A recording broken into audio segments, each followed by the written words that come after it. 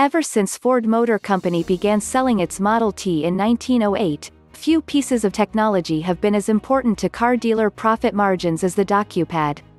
The 45 by 29-inch flat screen sits atop a salesman's desk, giving him the ability to quickly coax customers through what would normally be mountains of paperwork. By enabling car buyers to check boxes with a stylus and sign contracts on the interactive screen, the DocuPad takes the friction out of a car salesman's stock in trade, the upsell. In a 2019 court deposition, the secretive Robert Brockman, 79, whose enterprise software company, Reynolds & Reynolds, sells DocuPad, offered a rare peek into the microeconomics of car sales. Brockman said the DocuPad enabled finance managers to upsell by at least $200 per transaction in a business where margins on every car sold or leased are typically razor-thin. You recover the initial cost of DocuPad very quickly, Brockman said, alluding to the $10,000 startup fee, plus an ongoing $1,000 monthly license.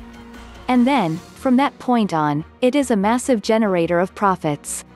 Naturally, a dealer can get the DocuPad only if he's also a licensee of one of Brockman's integrated dealer management systems, digital platforms for everything from parts inventory and service scheduling to the machines that secure the thousands of keys at an average dealership.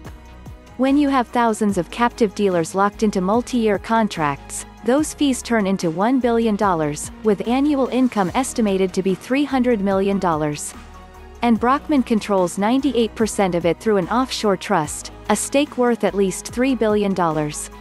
Brockman's ability to quietly pile up billions came to a crashing halt in October 2020, when he was charged with masterminding the largest tax evasion case in American history, accused of hiding some $2 billion in income from the Internal Revenue Service over the last 2 decades. Brockman has pleaded not guilty to all charges and is free on a $1 million bond.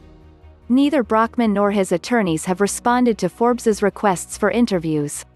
Brockman's alleged scheme helped hide profits gushing from one of the nation's most successful private equity firms, Austin, Texas-based Vista Equity Partners, founded by the nation's richest black person, Robert F. Smith.